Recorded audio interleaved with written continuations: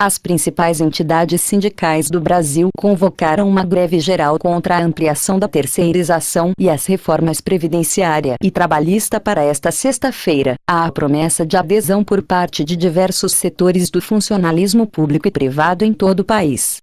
Espera-se, por exemplo, que bancários paralisem suas atividades em ao menos 22 estados, de acordo com informações da CUT, Central Única dos Trabalhadores, uma das centrais sindicais que convocaram a paralisação. Professores das redes pública e particular também dizem que irão cruzar os braços, assim como aeroviários e funcionários dos serviços de ônibus, metrô e trens. Além da CUT, a greve é convocada por CTB, Central dos Trabalhadores e Trabalhadoras do Brasil, Intersindical, CSP com Lutas, Central Sindical e Popular, UGT, União Geral dos Trabalhadores, Força Sindical, Nova Central, CSB, Central dos Sindicatos Brasileiros, e CGTB, Central Geral dos Trabalhadores do Brasil. Confira, a seguir, o que você precisa saber sobre a paralisação. Embora muitas categorias tenham confirmado a adesão, é impossível saber de antemão. Por um lado, a pauta de reivindicações une todos esses trabalhadores. Por outro, décadas se passaram desde a última paralisação geral da dimensão pretendida, ocorrida em 1996. O presidente da CUT, Wagner Freitas, afirma que esta será a maior greve da nossa história, mas ele próprio reconhece que houve, no passado, tentativas frustradas. Tivemos uma grande greve em 1989, outras greves tentamos fazer de lá para cá. Essa acho que vai ter uma adesão muito grande, todos os setores. Especialista em Sociologia do Trabalho, o professor da USP Rui Braga diz acreditar que a paralisação será de fato grande, mas lembra que é comum que ocorram deserções de última hora. Muitos sindicatos ficam reticentes, afirma, citando medo de multas ou outras formas de punição.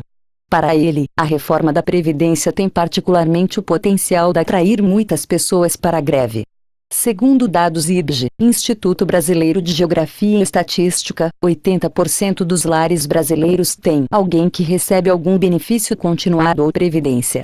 Isso tem um potencial de gerar indignação muito mais agudo que as outras reformas que foram propostas, argumentou. Já Hélio Zilberstagem, professor do Departamento de Economia da USP, acredita que o movimento terá o mesmo tamanho das greves mais recentes. Acho que vai ser igual a todas as outras que eles fizeram. De manhã vai ser muito forte, lá pelas 10, eles começam a liberar. Na hora do almoço, está tudo normal.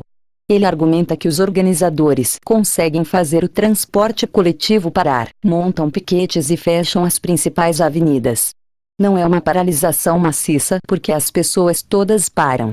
É porque as pessoas são impedidas de ir trabalhar, diz.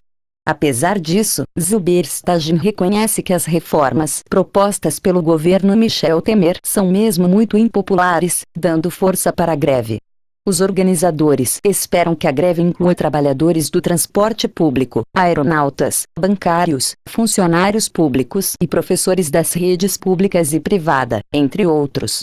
Profissionais da indústria, como químicos e metalúrgicos, também prometem parar, incluindo aqueles que trabalham em unidades da Petrobras em pelo menos 8 estados. Grandes aeroportos, como os das cidades de São Paulo, Campinas, SP, Rio de Janeiro, Brasília e Porto Alegre podem ser afetados. Rodoviários dizem que irão parar em cidades de pelo menos 13 estados, na capital paulista e em Guarulhos. A ideia é que apenas 30% da frota esteja operando a partir da 0H desta sexta. Metroviários já acordaram parar em cidades de ao menos 5 estados. Portuários estão previstos para parar em menos 3 estados, um dos portos que pode parar é o de Santos, o principal do país. Nos Correios, a greve já foi aprovada por pelo menos 8 estados. Servidores públicos municipais, estaduais e federais, do judiciário e comerciários também prometem aderir. Bancários já contabilizam adesão em no mínimo 23 estados, mas nem todas as unidades fechariam. Professores municipais, estaduais, universitários e de escolas particulares são algumas das categorias mais esperadas, embora a adesão varie muito de estado para estado. Segundo Braga, da USP, os setores-chave são os mais disruptivos para a sociedade. Ou seja, trabalhadores que lidam com circulação de pessoas, ônibus, metrô, trem, aeroportos, bancários e funcionários públicos. O professor também explicou que os professores, quando aderem em massa, também têm uma influência muito grande, uma vez que muitos pais acabam não tendo com quem deixar os filhos para sair para trabalhar. E como são numerosos, aumentam a massa de manifestantes quando participam de protestos. No caso de trabalhadores industriais, como metalúrgicos e petroleiros, acredito que o potencial disruptivo seja pequeno, afirmou. Zubair Stagin diz que os professores da rede particular aderiram para defender os próprios privilégios. Professoras no Brasil se aposentam depois de contribuir 25 anos para a Previdência, independentemente da idade. Uma professora que começa a trabalhar aos 20 anos se aposenta com 45. Onde a greve vai ser mais forte? Nos colégios privados. Todos os colégios estão anunciando que não vai ter aula na sexta-feira, afirma. A proposta atual de reforma da Previdência estipula uma idade mínima para aposentadoria, 65 anos para homens e 62 para mulheres. A greve vem sendo articulada há cerca de um mês para fazer oposição às reformas trabalhista e da Previdência e para protestar contra uma nova regra, sancionada em março, que libera a terceirização em todas as atividades. Marcamos a greve geral, fundamentalmente por causa de retirada de direitos, por causa de desmonte da Previdência, desmonte trabalhista, terceirização, diz Freitas, da CUT. Algumas entidades que convocaram a paralisação são críticas ao governo Michel Temer como um todo, entre elas a CUT e a CTB, que foram contrárias ao impeachment de Dilma Rousseff. Mas a greve também tem a participação de entidades mais próximas do governo.